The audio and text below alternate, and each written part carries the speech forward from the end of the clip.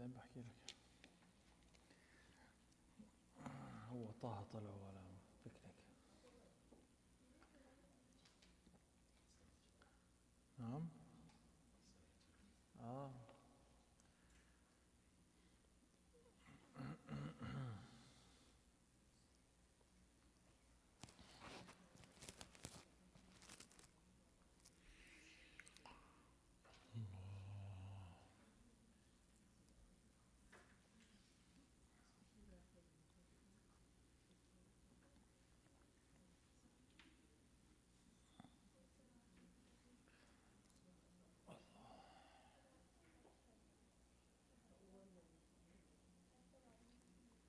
Are we good to go?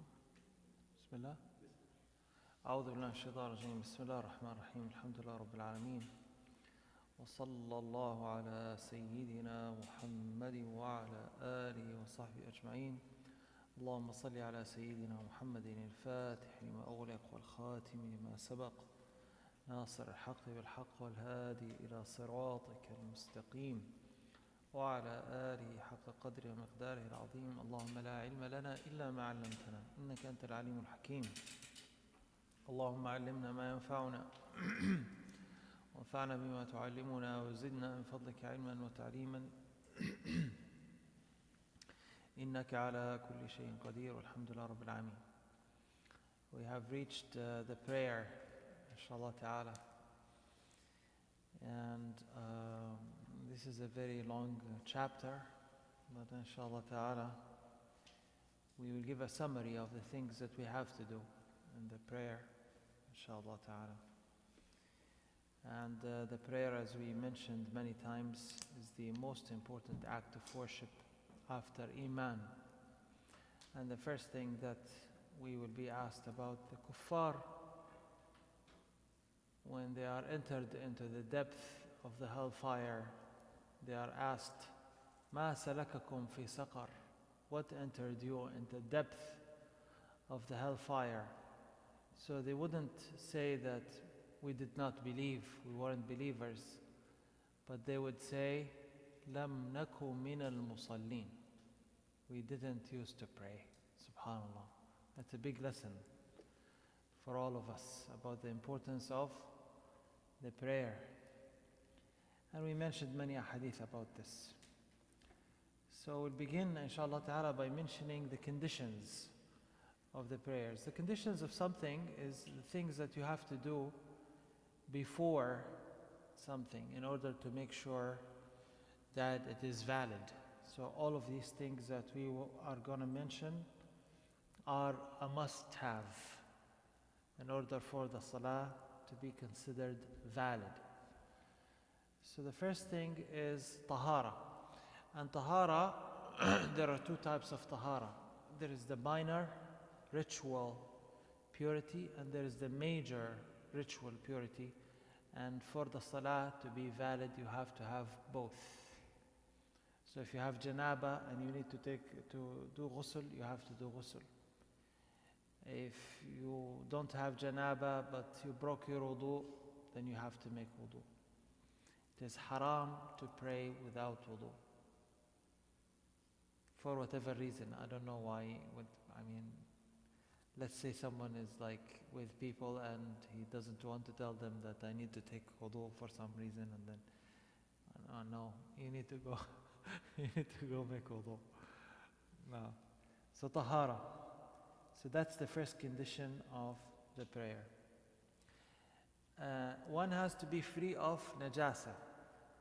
Also, it's not enough to have wudu and to have major ritual in purity, but you have to be free of najasa. Free of najasa is three things. The body doesn't have najasa on it. So if you use the bathroom, you have to clean yourself, you have to cleanse yourself and remove the najasa from yourself. And your dress has to be free of najasa as well.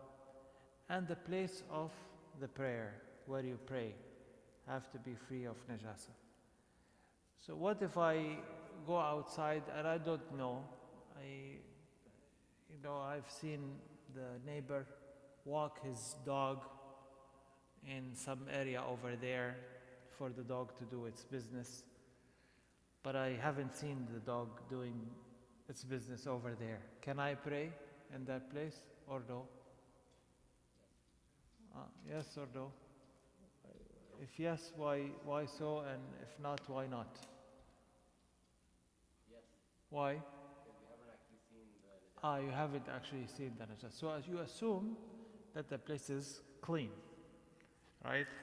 But if you saw the dog doing its business over there with your own eye, then no, you can't pray in that place because you know that there is najasa in that place. Now, when we say the place of the prayer, we mean the place of your body that touches the place. So not the entire place has to be clean. And in this point is important. So the place where your hands would touch the ground, the place where your forehead touches, these are the places in that place that has to be clean and free of najasa. Now, one of the karamat, the miracles of the Prophet ﷺ, the virtues of the Prophet ﷺ that he was given is that we the Muslims can pray in any place on earth. So the entire earth has been made like a masjid for us. Masjid means a place where we can prostrate. The place of prostration. Masjid is called mosque in English, but masjid in Arabic means a place where you make sujood. Right? So you can have a masjid in your house if you make a prayer place where you make sujood all the time. It will not have the ahkam of the masjid, the rulings of the masjid. The masjid has to be in a place where people are allowed to come and pray, to call it as a masjid. But any place where you make sujood is masjid. Okay? So of the karamat of the Prophet ﷺ is that any place on earth we can pray. It doesn't have to be a masjid, it doesn't have to be, we can pray even in a church. I was invited the other day to give a khutbah in a church in DC. Now, but subhanAllah, I mean, it's a completely different experience. Anyway, I don't want to digress. So facing the Qibla. Now this is one of the conditions of the prayer. You have to know where the direction is. In the Hanafi school, what is mandatory is to know the direction of the Qibla rather than the exact place of Al-Kaaba. Now, if you are in Al-Haram, then yes, you have to direct yourself towards the exact Qibla, which is Al-Kaaba. But if you are outside, then you are allowed within the Hanafi school to have a deviation within 45 degrees. 45 degrees. So your salah would be valid in the Hanafi school, not in the Shafi'i school though. The Shafi'is are more strict about this point. And nowadays, it is really easy to find the direction of the Qibla. So one should not really be lenient about this. One should be firm. Everyone has a phone. Even if you don't have a phone, with some knowledge about the sun and the directions, you can know where the Qibla is. So follow the stricter position. Now. So like in a masjid, like here, if the Qibla is in this direction, like in where the lines are straight. Yeah. So within 45 degrees, you're fine to keep the lines Yes, straight? you are fine. You are fine.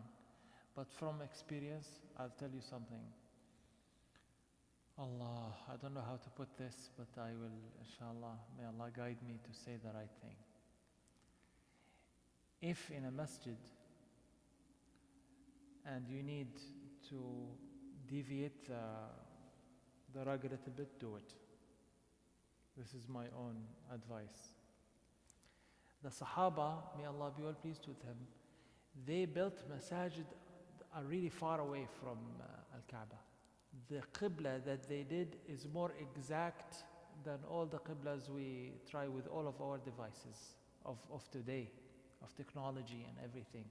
Today, we have technology, we have maps, we have compasses that they didn't have. But the Qibla that they did, every masjid that the Sahaba built, the Qibla is precise. But you can't have it like 100% ever. It's very difficult to do that. Because even with your body, if you turn a little bit like this, and this, because the Kaaba is far away, so this would continue to curve, and you will never hit it. However, the Sahaba were really accurate in the masajid that they built.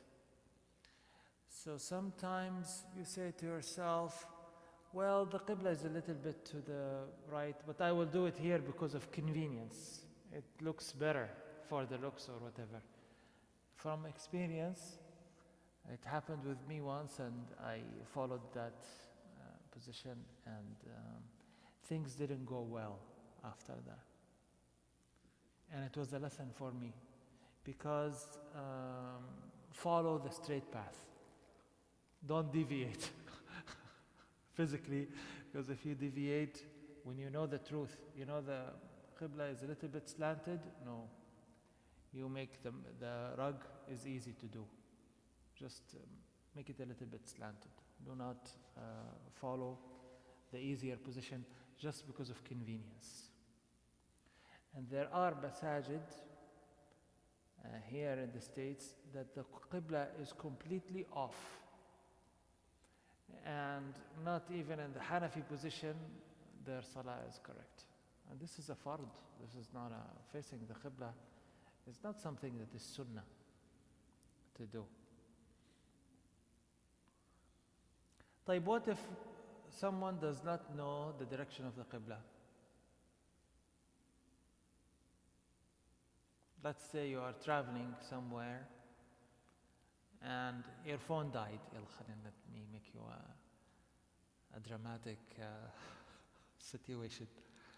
Your phone died, you don't have a phone, you don't have a compass, right? So you don't know where the Qibla is. What should you do? You shouldn't pray? Make your best guess. Good. Make an educated guess. Let's put it this way. Educated guess. So this is called taharri. One thing that I can do is ask someone, where does the sun rise from? Because if it does, let's say it's nighttime, because if it's in the day, you would know where it rises from and it sets. And if you have some knowledge, but if you don't even have that knowledge, right, and in a Muslim country, you can ask someone, where is the Qibla? So they tell you, for example, oh, the Qibla is like this. So you don't go and say, are you sure? Maybe it's not like, no, khalas, because you yourself don't know. And he told you where the Qibla is. So go ahead. This is taharri.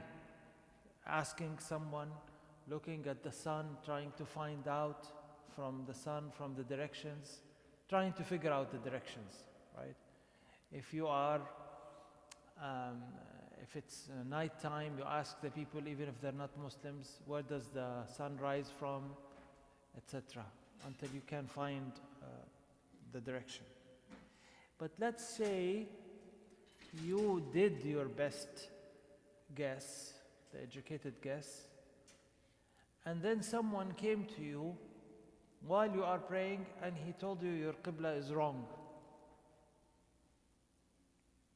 And you should direct yourself, mathalan, to this side. You are praying this way and he said, you pray like it's a 90-degree difference.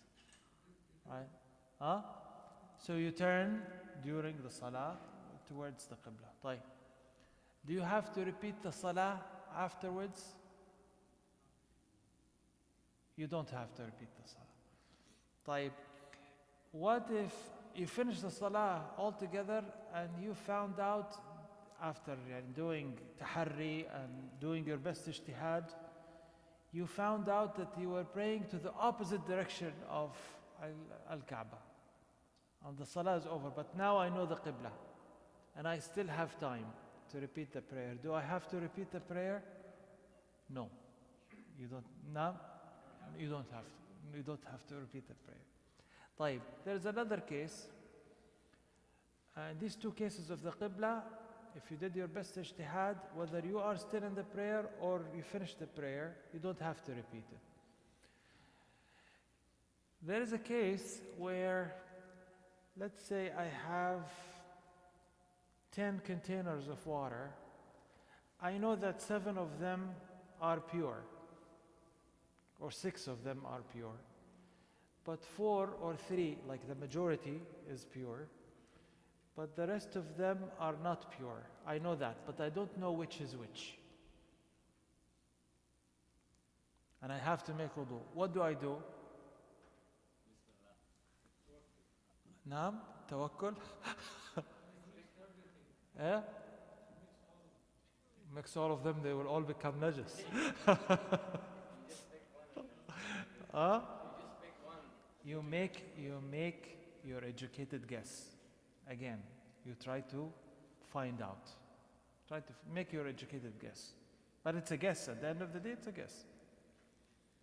طيب, after the prayer, someone came to you and he said, oh, you made from this container, this is the one that had the najas. Do you have to repeat the prayer? Yes, you do. In this case, yes, you do. Okay? The same thing applies to, let's say you have clothes that you are not sure which one has najasa or not. But then you make your best ijtihad and you say, oh, maybe this set of clothes is the one that is pure. After you finish the prayer, you found out that this one had najasa on it. It was actually the one that had najasa. You have to repeat the prayer in this case too.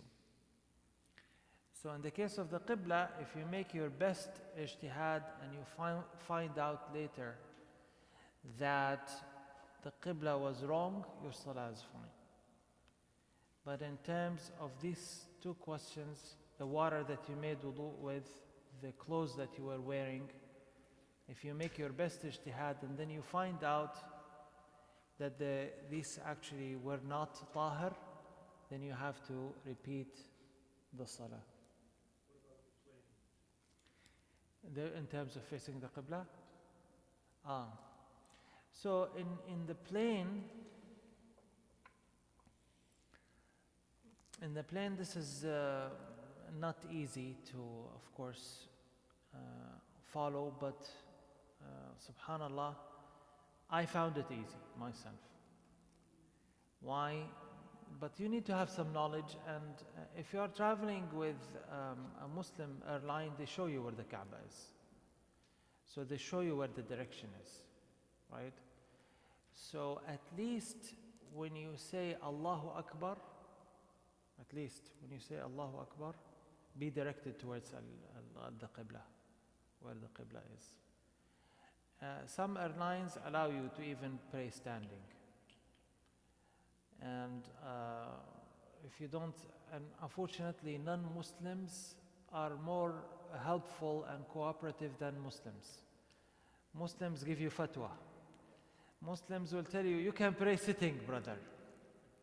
Right? They give you the fatwa and they make a big deal about it. Saudi Airlines, they have a musalla. And this is amazing. I mean, when I traveled with them, this is really amazing. I mean, there is an area where you can go, and so you can't pray sitting because you have that. Our sheikhs and the scholars we traveled with, they always prayed standing. They did not seek permission or anything. They went to an area where, not of course in the corridor, I'm not saying pray in the corridor, because this is wrong also, because you are yani, harming other people. But there are areas in the plane, like next to the door, like at the end, in the bathrooms, there are areas where you just have to have your own rug, right? Know where the Qibla is. What is really important also is to know the times of the Salah. Sometimes when you are in the plane, Salat al-Fajr would be like 15 minutes. You have 15 minutes only. It comes in, it comes, because the plane is traveling really fast towards the other direction. So it comes in and it comes out really fast. So you need to know exactly. There are apps, by the way, in which if you put the time you are traveling, that the plane will travel at this time and it will reach at this time. The app tells you exactly the times of the 5 prayers and the Salah.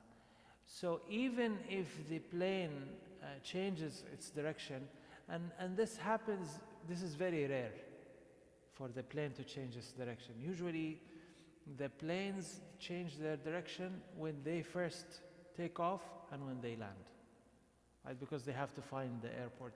Usually they are traveling in a straight line, right? So the curve happens every now and then.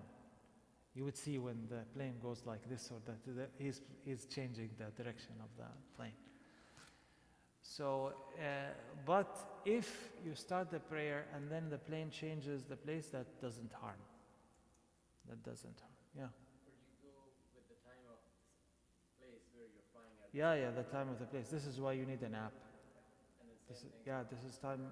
This is why you need the app, because the app tells you that if you travel at 12, for example, your dhuhr is going to be at 4 o'clock for your watch, right? Yeah, because that place is going, because you're traveling against the sun direction, you see.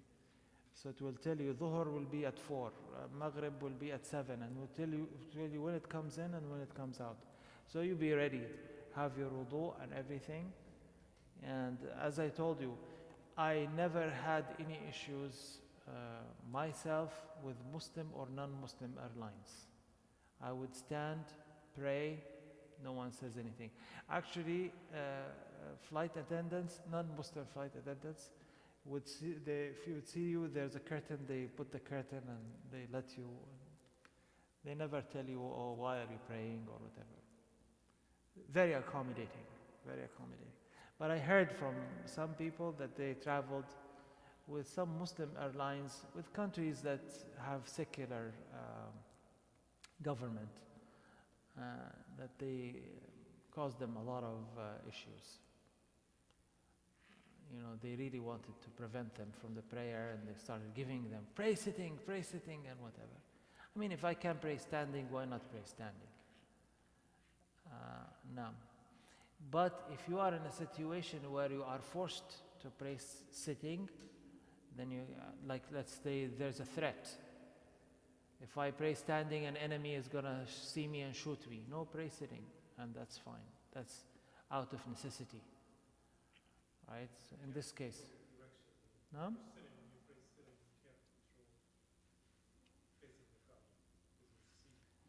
Yeah, so what you do is you face the Kaaba when you say Allahu Akbar, and then you sit down, and that's it. Yeah. In the nafil, it's not a condition to face the Kaaba. It's recommended, it's better, but it's not a condition. So this is, but the fard we have to. Yes, sis. No? Yeah, the sunnah you can sit down even if you're not sick, but you will have half the reward of standing. Yeah. The Prophet sallallahu alaihi wasallam, the Sahaba were sick, were even sick, but they could stand, but they were very sick because they had a fever when they reached Medina, so they prayed sitting. So he passed by them and he said to them, the one who prays sitting will have half the reward as the one. So they all stood up to get the full reward. Yes. Yeah, you can, yes. Is the standing part in travel Sorry? Is it fard to have to stand at Allah Akbar? Yeah, is it fard when you are traveling in a plane?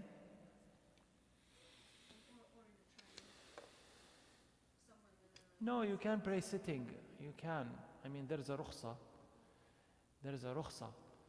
But if you pray standing, it's better. But what is the rukhsa dependent on? What would be the conditions to allow for the And if the airplanes do not allow you to stand, for example, and you don't have to be, yani, Or the seatbelt sign is on and it's for example, the seatbelt sign is on and the salah is gonna come out. There is no place.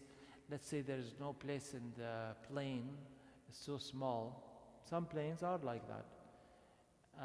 So you don't go and say, well, I don't care, I'll pray in the corridor where, like, the hallway, whatever they call this thing, the aisle, yeah, the aisle. So you don't have to do pray there. And actually you shouldn't, because you are harming others. And that's against the da'wah also, the Muslims. Like, the Muslims don't care about anyone and they're just praying like that. So these are cases where you shouldn't take that rukhsa. When you say that you should stand where you can, Yeah, where you're able to. yeah, whenever you can, yes. Is that just at the start of the salah or throughout? No, everywhere you no, throughout, if you can stand, yes, you should stand throughout the salah, because standing is a fard, is an rukun, it's an integral part of the salah. But if you can't, in the cases we mentioned, try to stand only when you face the qibla, and when you begin the salah. So let's say I'm traveling in a plane and I know that the qibla is this direction, right? And by the way, even by the phones, these apps that I told you about that tell you about the time of the salah, they also tell you about the qibla. Check them out. I think one of them is called Prayer Times, something like that. So they tell you where the qibla is throughout the journey, throughout the flight. So let's say the qibla is like this. So what you do is, and you are sitting in the plane like that, you direct yourself towards the qibla, you say Allahu Akbar, and then you sit down and you finish your prayer, sitting. If you are not able to, because in this case when you're sitting, you're not able to face the qibla. Unless, like, the people who are sitting next to you, maybe your family members, right, and they would allow you to, like, and try to do your best. Like, if you can, even sitting, try to face the qibla as much as you can. In the case of anyone praying on an airplane, and they have just not sought permission or tried to pray in a better way, presumably, and they just pray sitting. Yeah, that's fine, inshallah. Is it still valid? Yeah, inshallah. Yeah, because it's a special circumstance. Yeah, so they can take that rukhsa and do, because they are traveling, and in traveling, Islam gave us rukhsas, dispensations that we can follow because we are travelers. So it's not like we are at home. Usually, like, we can shorten the prayer, we can combine the prayer, right? While we are traveling, we can break our fast. Right? These are things that the traveler is allowed to do, because Islam is a deen of mercy. Yes, who had a question? Yeah. Sorry, you may have already answered this, but when you're traveling interstate, just by car, and you are at a place where either you don't feel comfortable playing in public, Oh, or you are, you make a stop and you see a lot of people around you, that is it still compulsory for you to, because at that you can physically come out of the car and pray, or can you stay in the car and pray?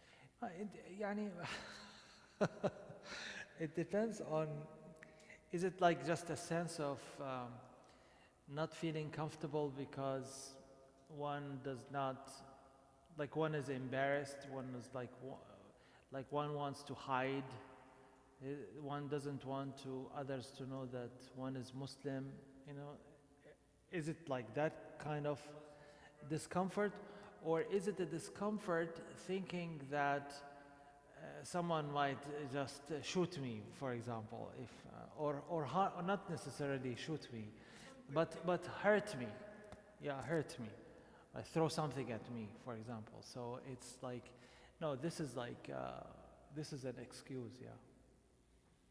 Yeah, so if you are afraid that you might be hurt, then you can take the rukhsa, right?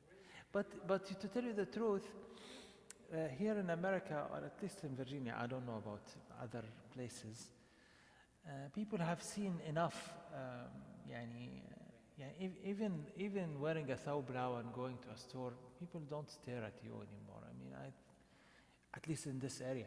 There are areas in America I've seen. I went to a place where the Muslims are very small in number over there.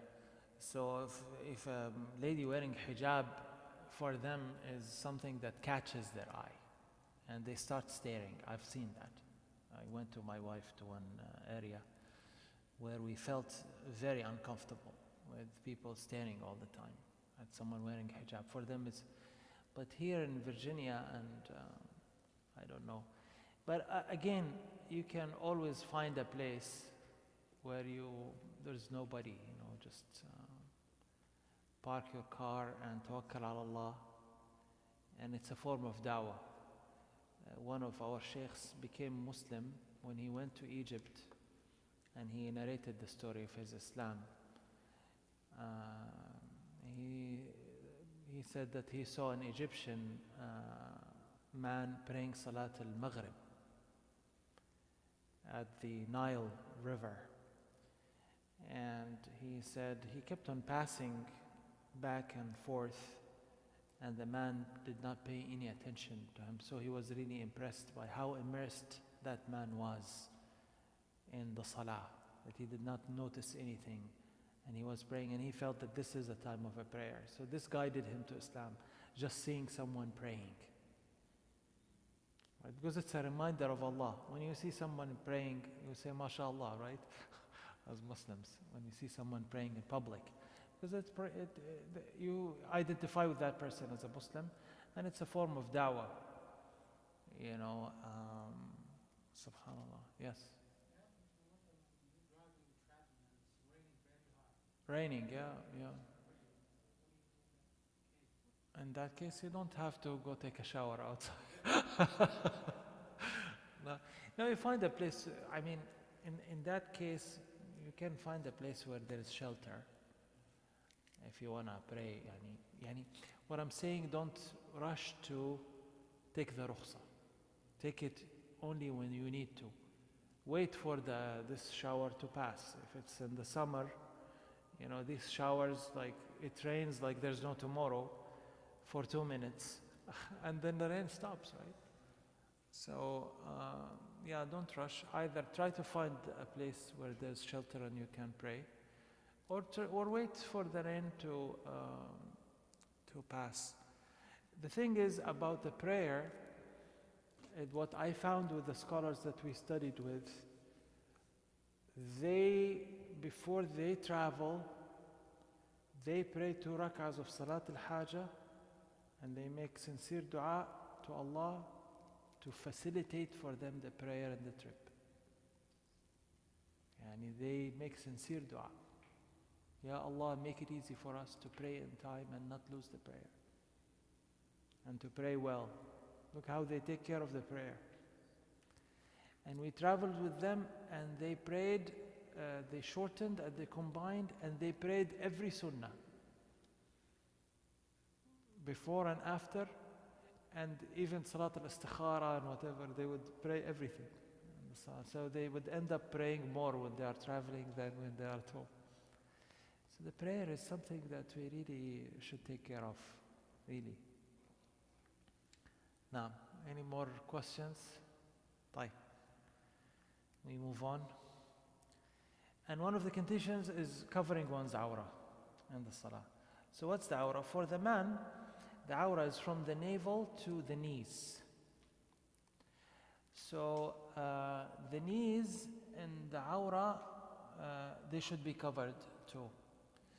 Why? Because the knees, you don't have a line that tells you this is the beginning of the knee, right? So you cover the knee to make sure that the awrah is covered entirely. But like the wudu, you said in the elbow, right? The wudu in the, when you wash the arm, is to wash the arm up to the elbow, and they say the ulama, and including the elbow. So you wash some of the upper arm as well.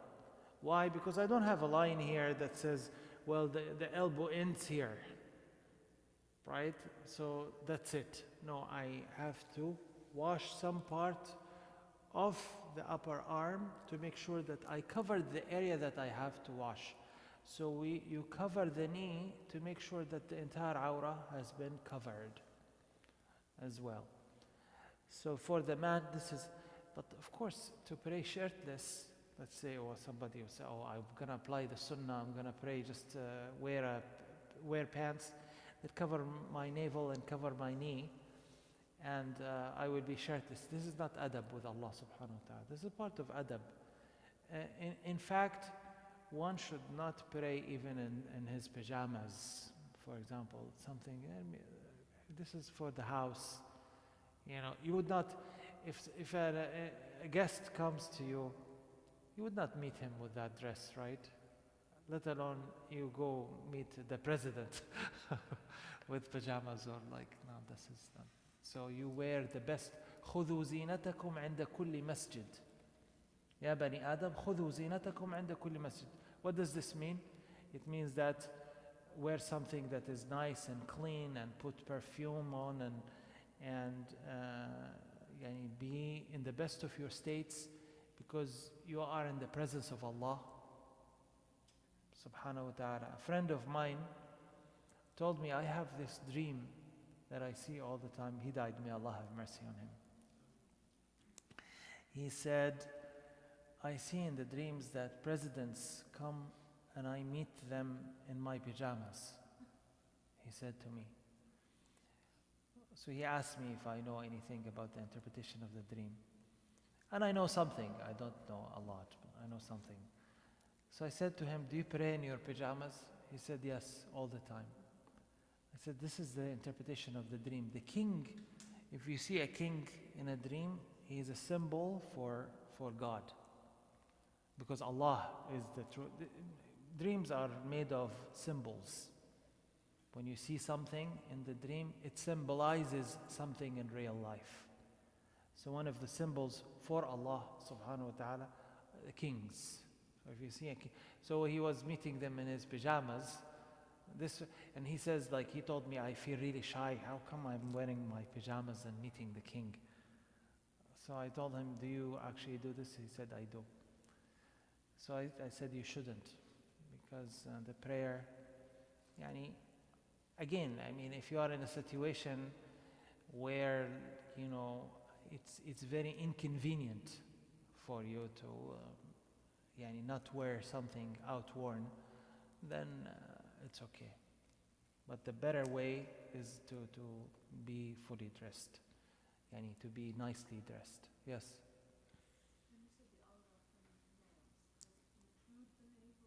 It includes the navel, yeah. The navel is part of the awrah.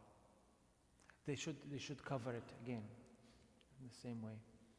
So from the navel to the knees. For the ladies, it's all their body except their face, their hands, and their feet. These are things that they can uncover in the salah. But they have to wear hijab, for example, because it's part of the awrah. Can they have makeup on? Yeah, they can have makeup on. That doesn't invalidate the salah. But the makeup has to be put after they put the wudu. You can't. Otherwise, the makeup will be used. Yeah. And nail polish. Remember what we said about nail polish also. That nail polish prevents the water from reaching the nails. So they have to remove it if they are praying. Unless it does not. Some people told me that there is some kind of nail polish that is, what do they call it? نعم halal nail polish, huh? Permeable. Yeah, it lets the water. I asked some ladies and they told me this is not true. There is no such thing. I don't know. I mean, yeah. Whether it absorbs water or not. Yes. Yeah. Cannot wash the nail. Yeah. If there is a layer, that's the thing. Does it have a layer of paint, polish, whatever? If it has a layer, then it prevents the water from going in there, and that makes it that makes the wudu invalid. No. One of the conditions is entrance of the prayer time. You can't pray before time. And if you find out, let's say that you thought that Dhuhr came in, but I have prayed 5 minutes before the time came in, what do? You have to pray again. And don't say to yourself, oh, it's a waste. It's not a waste. Allah will reward you for that salah. But you have to pray again. So entrance of the prayer time is a condition. Now. So what about when different madhab have different prayer times?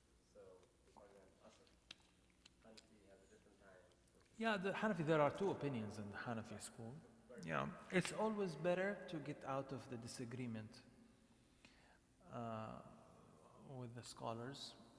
So as long as there is no scholar will tell you that you can pray Fajr after sunrise, for example. Yeah. We talked about the times. There are differences within the time, right? Within the time.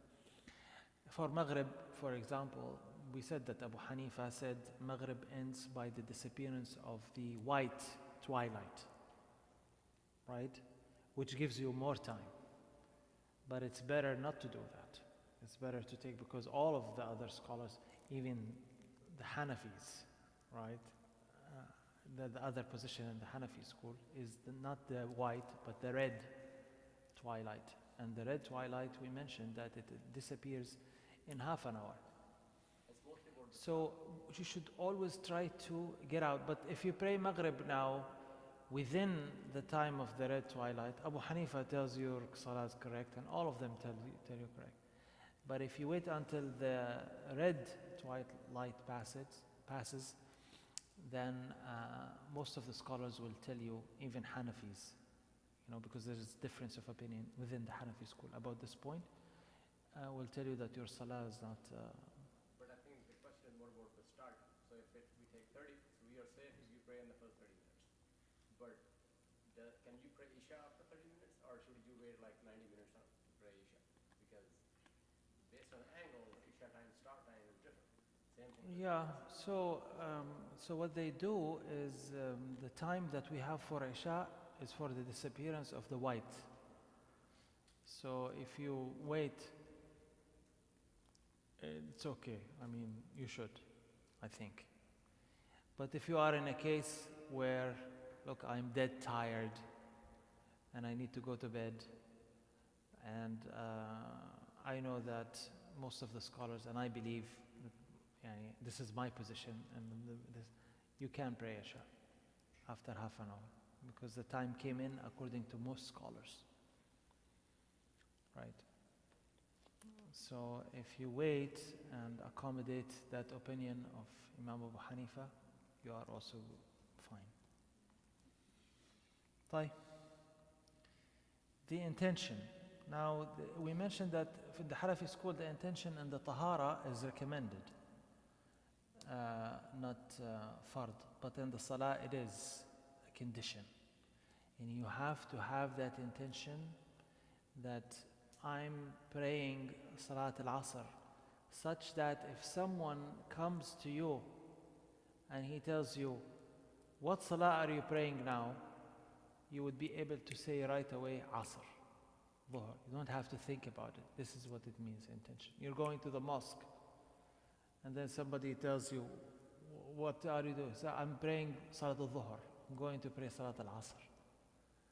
Not just I'm just going to the mosque to hang around or to pray or whatever, in a general sense.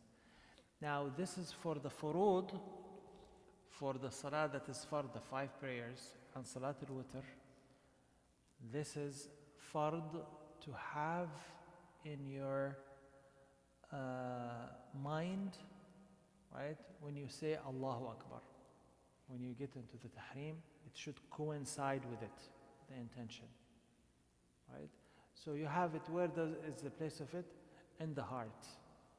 In the Shafi'i school, this is another difference between the two schools. It is recommended to say it out loud too.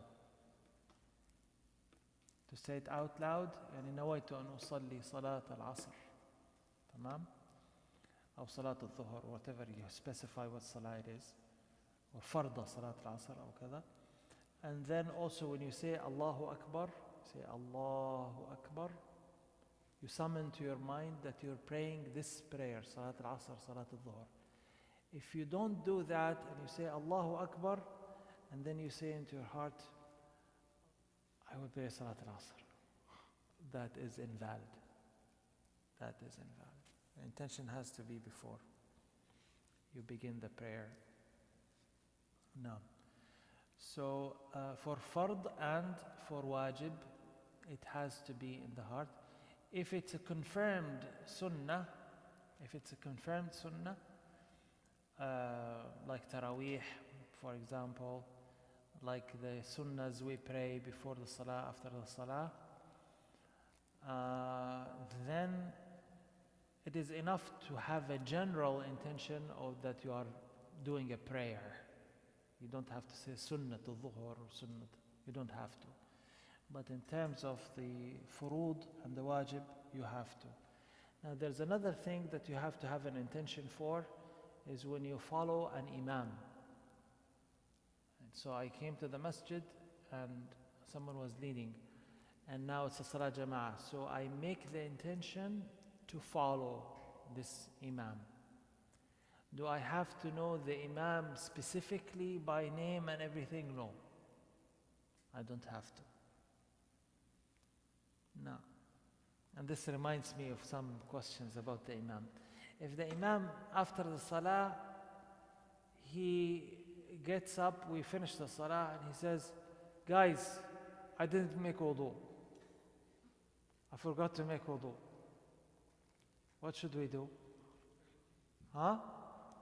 Pray again? We will tell him, you didn't make wudu? Good.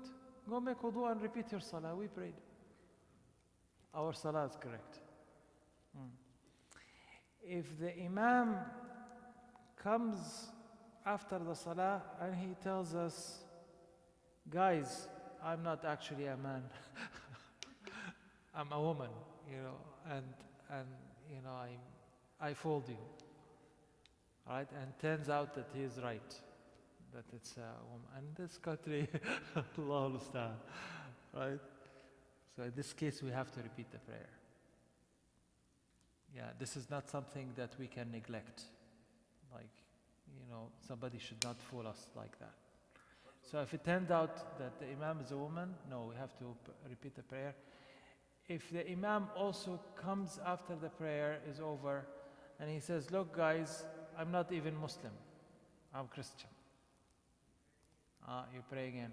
There's a sheikh, famous sheikh in Egypt, may Allah have mercy on him. He was very known for his powerful speeches, very powerful speaker. His name is Sheikh Abdul Hamid Kishk. And people spread a rumor about him that he became Christian. Right? And it's really absurd. Like, this man died on the day of Friday while he was prostrating and while in sujood. He's a very well-known scholar in Egypt and a great speaker. So this guy comes to him after the prayer. I said, Sheikh. He said, yes. He said, I heard this rumor that you left Islam and you entered Christianity. So the Sheikh, he's blind, Sheikh Abdul Hamid. So he said, my son, yes, did you pray behind me today? He said, yes. He said, go repeat the prayer. Why? Because you're not sure of the faith of the Imam. Like, you're praying behind someone who you think that might be Christian. So go and repeat the prayer. So yes, in these two cases, if he turns out to be Christian, or if it turned out to be a woman leading men, طبعا a woman can lead women, but they cannot lead men.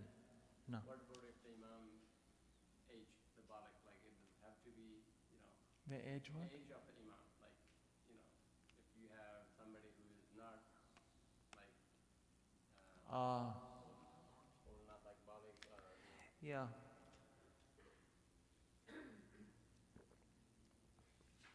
Yani there's a difference in the schools about the age of the Imam, how old the Imam is, and I believe that the Hanafi school, I think, from what I remember, is that he has to be baligh, I think, in the Hanafi school, and not in the Shafi'i school. The Shafi'i school, if he's mumayyiz, then he can lead the prayer. It's better, wallahu a'lam, to have, if we let a child lead, that he is not, I would say he is not baligh, let him be baligh at least. Wallahu a'lam. So not to, and if he is your child at home and you want to encourage him, it's a good thing to do. Let him lead you in the prayer, and then you can repeat the prayer if you think that he didn't make proper wudu. Sometimes some children pray better than adults. I've seen this. One time I was praying in a masjid, and I saw a child praying in a way that I really liked, that I watched him throughout the prayer. Okay, it's not a very interesting thing to watch somebody praying, but because he was praying really well for his age, I was taken aback. So if I go to masjid, then I see like a 10-year-old is leading the prayer. Should I? Yeah, according to other schools, it's fine. So to encourage children and you can take that position. Yeah, no, it's up to you, but I wouldn't. I would just, if I know that he knows how to pray and how to make wudu, right? I wouldn't. But if I have doubts about that, or if I have seen him make wudu, for example, and I know he is like, his wudu is not, or if he's doing this, yeah, that's, again, the people at the masjid, we have to strike a balance between encouraging the children and at the same time making sure that our prayer is correct. Children of the Sahaba, Al-Hasan al-Hussein, and they taught the man how to make wudu. So we have to teach our. Today I saw a video, amazing video somebody sent about Chinese children, and the video was showing a child who, from the video I can tell, he's probably 4 years old, 3 or 4 years old, not older than that. And then the dad tells him that the food is ready. So the child goes, he takes his own plate, he puts it in there, he goes to the bathroom, he washes his hands. And the way he washed his hands is also amazing, because he didn't let the water run all the time. He used the soap bar, there was a soap bar there, and then he used it, and then he turned it on, and he washed his hand, and then he dried, and then he sat down politely. 3-4 years old. And I've seen also in Japan how they teach the children. They don't have janitors and cleaners, and the students, they clean the school very well. The students themselves, this is their job. This is their school, they keep it clean. They vacuum, they wipe, they do everything, the students. So we don't do this to our children. We don't teach them. And teaching them even salah, and how to pray well. Inshallah, we'll come to that, inshallah, later. Maybe more details. Yes, sister. MashaAllah. Okay. If a person was going through wudu, they were preparing for the salah, Yeah. for salah of asr. Yeah. But when they got to the, on their sujood and they said, oh, I'm going to pray dhuhr. Oh. Which one to, It's not about what they said, it's about what's in their heart. what drove the action? Yeah. No, what's in your heart? Sometimes I can say, I nawaitu an usalli salat al-dhuhr, but I said dhuhr, but I meant asr.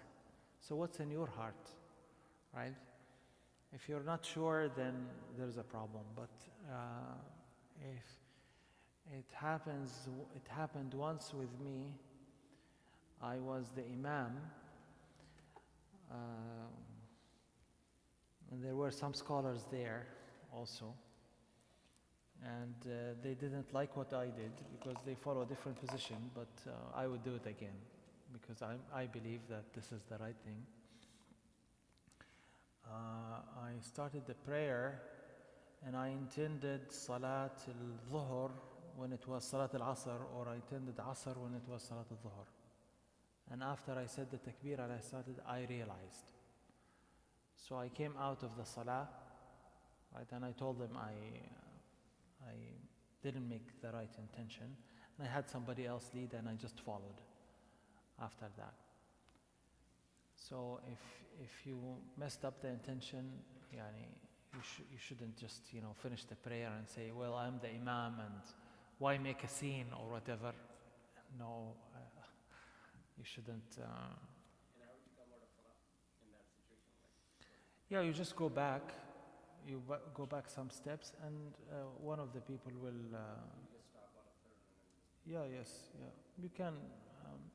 You can say salam too. You can say assalamu alaikum, and then go back and let somebody else. Sometimes, in some cases, this is why the one who prays right behind the imam should be qualified to lead. In cases like that, I was praying in a masjid and the imam had like a bout of really intense cough that came to him. He was coughing, and he couldn't finish the prayer. But he knows I'm behind him, right? So he went back. And then I proceeded to lead the prayer. Yeah, continued from where he left, from the same surah. Yeah. I just continued the prayer, yeah. So again, for the intention, the question is that about like if somebody's, like imam is leading Tarawih Yeah. and somebody comes and makes an intention for fard. Oh, that's a different question now. One question is this, and second thing is about witr. Yeah. Some people don't want witr and they do In the Shafi'i school, this is allowed. In the Shafi'i school, it's allowed if the imam has a different intention. But I believe in the Hanafi it's not. Yeah, that's what I know. But in the Shafi'i school, it's okay if the imam is praying, like let's say Taraweeh, and you intend to pray Salat al-Isha behind him. So the intention of the imam and the ma'moom does not have to be the same intention. No? If one of the males in the household, starts their prayer just to pray on their own, Okay. and then one of the children comes along Mm-hmm. and they join them, Yeah. as in Jannah. Okay. But there wasn't intention for the person originally to pray in Jannah. The imam himself. The imam also has to make the intention. It wasn't there in the beginning, because they just stood to pray on their own. Yeah, they should. Especially if somebody follows them, they should make the intention to be the imam.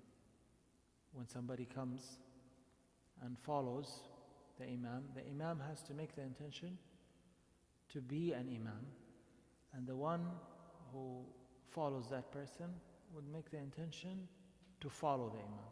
But if the prayer's already come, if he started praying, Yeah, even if he started, right?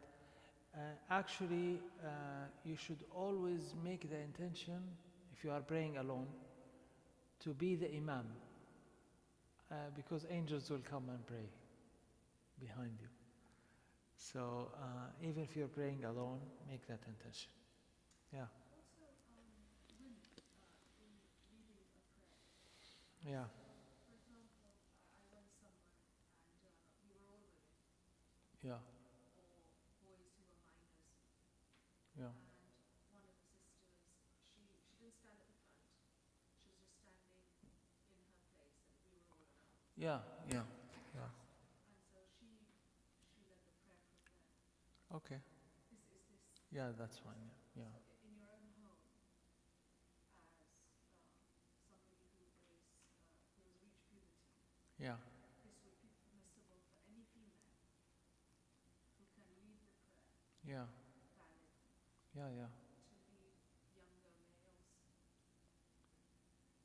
younger males Younger that males haven't reached puberty, like the who children haven't reached puberty. or anyone visiting. The answer is I don't know. Really, I have to look this up.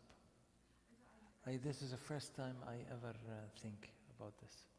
it's something Ah, you know, yeah, I don't think that many women or men are aware of that can be done by the women. So it would class as a jama'ah.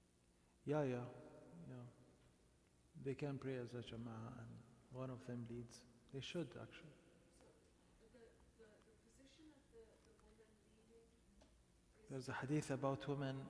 Sorry to interrupt you. There's a great hadith I read the other day about women. That a Sahabiya, her name is Al-Shahba bint Mu'adh. She's the sister of Sa'd ibn Mu'adh. She came to the Messenger of Allah and she said to him that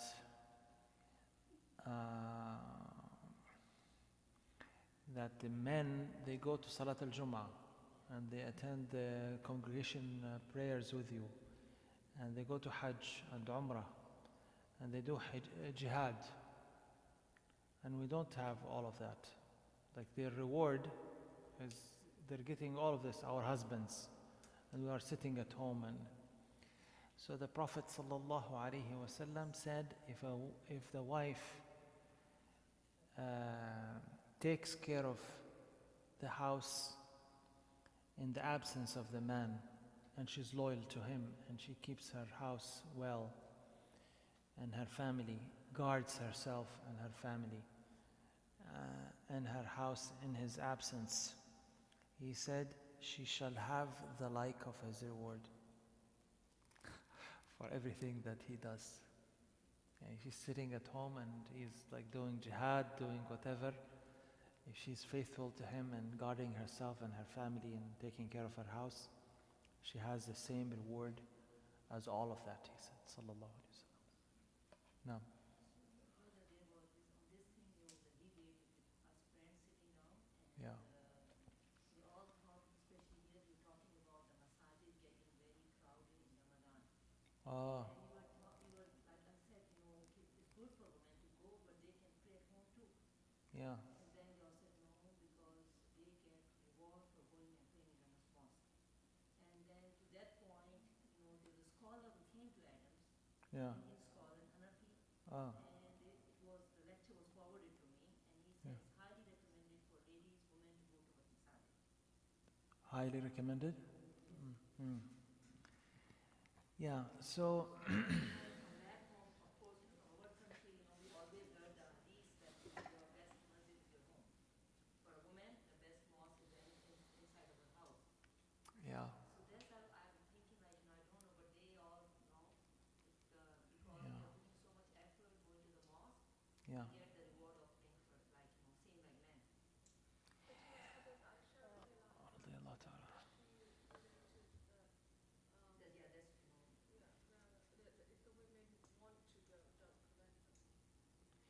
Yeah, so this is the thing. This is a political. So this is the thing. This is the Sharia. Now, if you ask the Sharia, ask the Deen, Islam, which is more rewardable for women, to pray at home or to pray at masjid? For men, definitely in the masjid. To pray in the masjid, they get more reward. So for women to pray at home, they get more reward than to come to the masjid. There is an agreement about this. This is not something that is disputable, right, among scholars, that it is better for a lady to pray in her house. Better means that she gets more reward, right? So even inside the house itself, praying in the bedroom, right, like farther inside, is better than praying, let's say, in the living room. So the farther inside she is in the house, she gets more reward. Okay, so this is a general rule about the reward. However, there is a hadith from the Prophet ﷺ that says that if ladies want to go to the masjid, like a wife, for example, asks her husband, can I go to the masjid or want, he should not prevent her from going, right? Which the hadith that you mentioned. Thirdly, in our times, we should encourage the ladies to go to the masjid, right? Although we know that there's more reward for them to pray, because they come and they learn about the deen and they mix with the Muslims. And it is important for us, especially in a non-Muslim country, to meet our fellow Muslims and socialize with them and have them also learn the deen, like you coming now, which is a greater of a reward, to come and study the deen, or to pray at home and say, well, I get the more reward. You see what I mean? So sometimes, if there is a dars in the masjid, and there are activities in the masajid that we have, the masajid are centers. We call this Loudoun County Center, right? Loudoun Islamic Center. So the masajid are centers. So we want them to come and pray and socialize. There is also a wisdom in that, and it's a good thing. It's not a bad thing. You see? Yeah.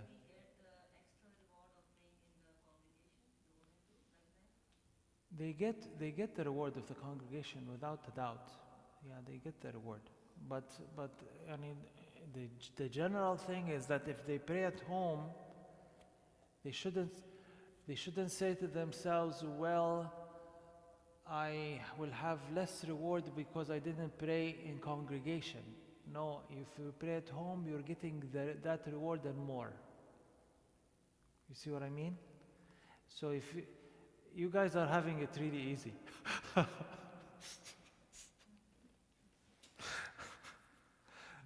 Subhanallah.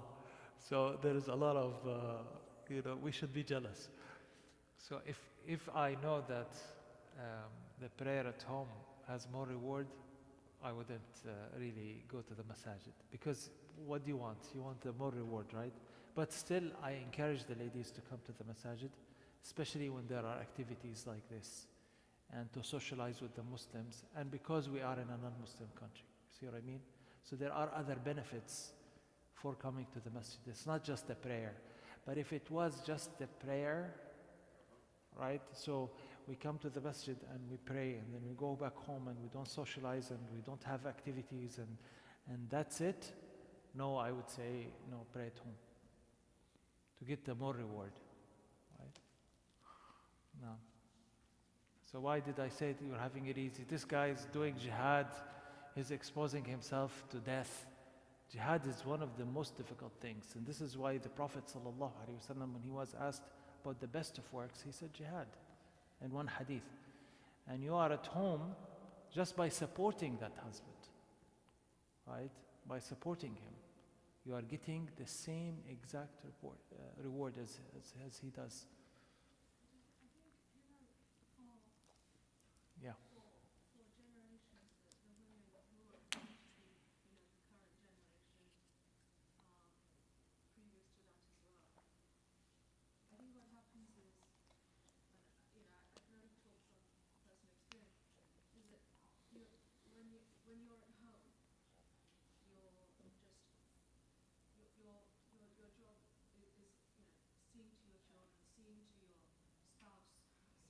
Like as a housewife.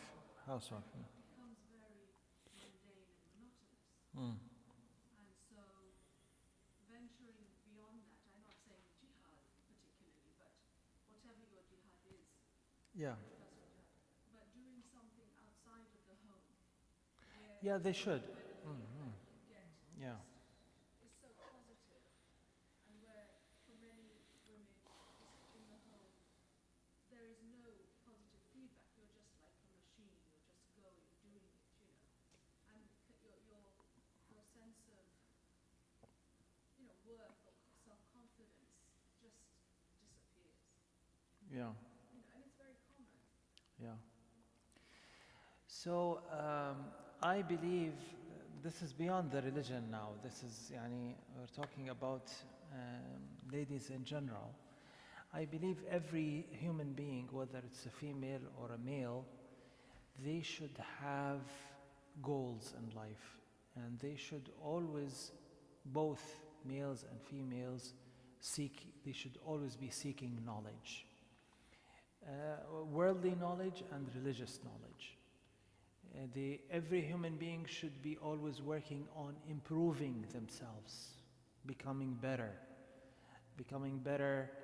with people, becoming better, like their minds better. Like for example, when you read, what do you do to your mind? You improve your mind by reading, by learning, right? Attending courses. There are so many courses online. There's courses in the masjid, reading books, learning a skill, an art, doing something. Like we shouldn't have that mundane life where like usually men are the ones who are driven like that, with the goals and achievements, and you find the man like with a list of achievements and his wife he didn't do anything. No, they should do anything, yet not to neglect and not to undermine the role of the mother. Like most of the great scholars that we have in our Islamic history had great mothers, like Imam Shafi'i, for example, Imam Bukhari, and others. It was the mother who encouraged them to seek knowledge. So the mother just focused on that child, supporting that child, raising that child, making it, and mothers are better in doing this than men, taking care of a child, because they're mothers, right? And so this child that a mother raises, every time he prays, every time he fasts, every time he does any good thing, all the reward goes back to the mother. So being a mother is a great job, and it's a full-time job. Like, they had this interview with people. They were offering them this job that it's not paid. You must have seen that video. They were like interviewing people for a job, and then they told them that this job is full-time and this job is not paid, and this job, and people like, are you crazy or what? Why would I accept such a thing? And they told them, well, there are many people who already accepted the job. And they said, who? And they said, the mothers. And they started crying. All of them, they became emotional because they realized that their mothers did that. Right? So it's a great job. But I'm saying that one should not be satisfied by one area. And I know that some mothers had 10 children, for example. They didn't have time for anything else in life. That's a great achievement. I'm not saying it's bad, but I'm saying also that for some ladies, they should not just focus on their family, but they should have other projects in life where they can develop themselves, improve themselves. Sometimes it's a problem for the husband if the wife is like 100% focused on the husband and she's not reading, she's not doing anything, and she's waiting for the husband to give her attention. This creates also, because the husband has also other projects and goals and things that he's working on. So as human beings, we have different roles. We are fathers, we are spouses, fathers and mothers and spouses, and students, right? We have sheikhs who are teaching us.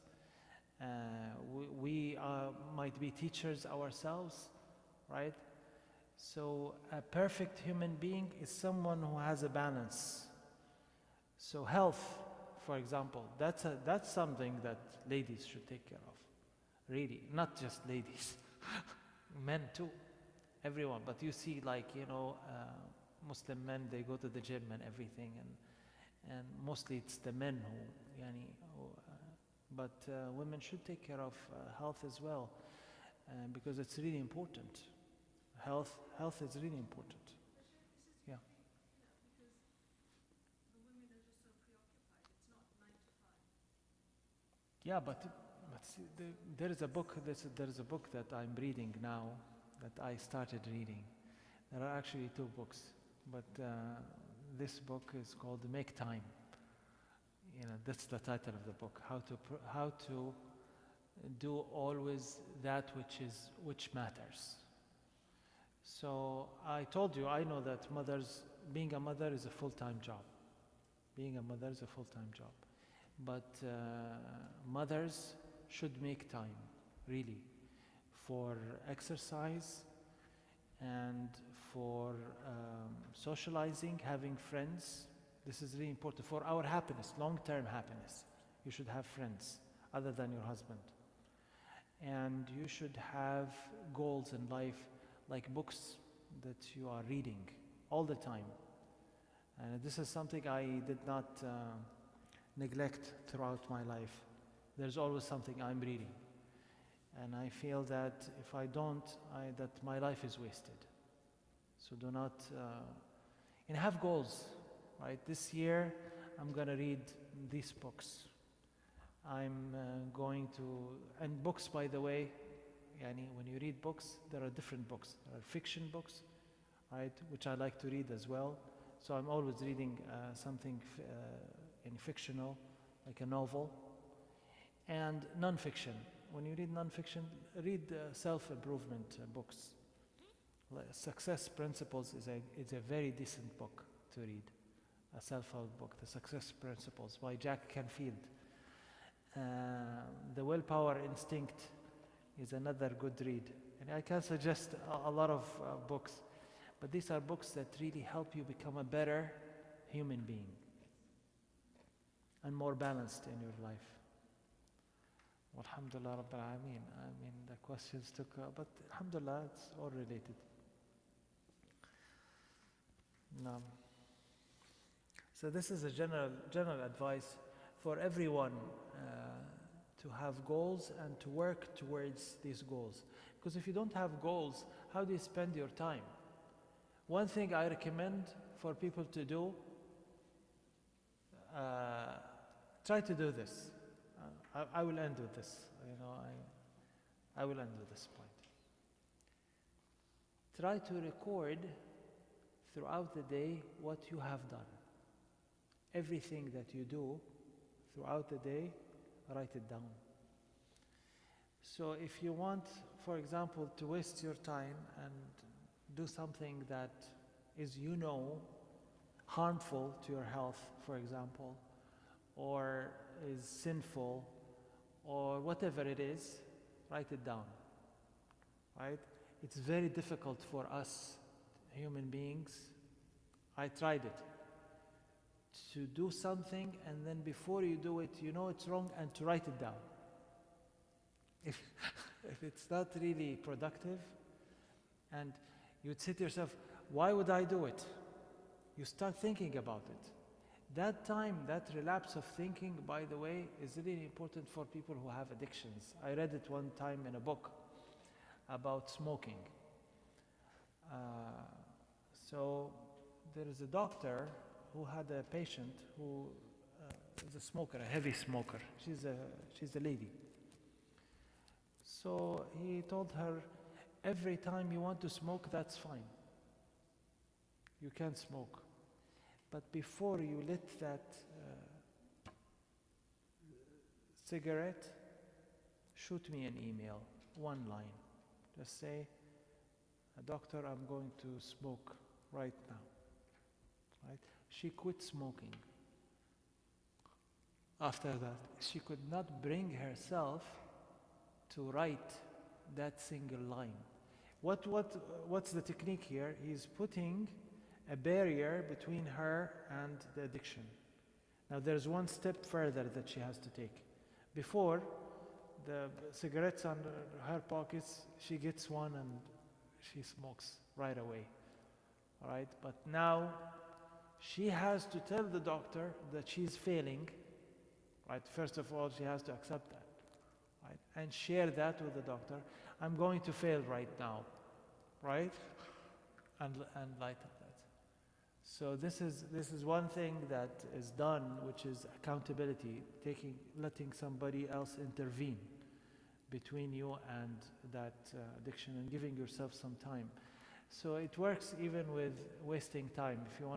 If you feel like watching like YouTube aimlessly, just for the fun of watching whatever in YouTube, silly things that are there, just go to your calendar and write, I have this, this is the time where I want to waste, and write it down in that calendar. This is the block of time wasting. Very difficult to do, and you will not even write it in there, in the calendar, because you will feel that it's very painful. والحمد لله رب العالمين وجزاكم الله خير وصلى الله على سيدنا محمد وعلى آله وصحبه أجمعين. اللهم إنا نسألك يا أرحم الراحمين يا أكرم الأكرمين تجعل تجمعنا هذا تجمعا مرحوما، تفرقنا من بعده تفرقا معصوما، ولا تجعل منا ولا معنا ولا بيننا شقيا ولا مطرودا ولا محروما برحمتك يا أرحم الراحمين. وصلى الله على سيدنا محمد وعلى آله وصحبه أجمعين. Inshallah ta'ala we'll finish next week if we remain of the people of this world. Inshallah.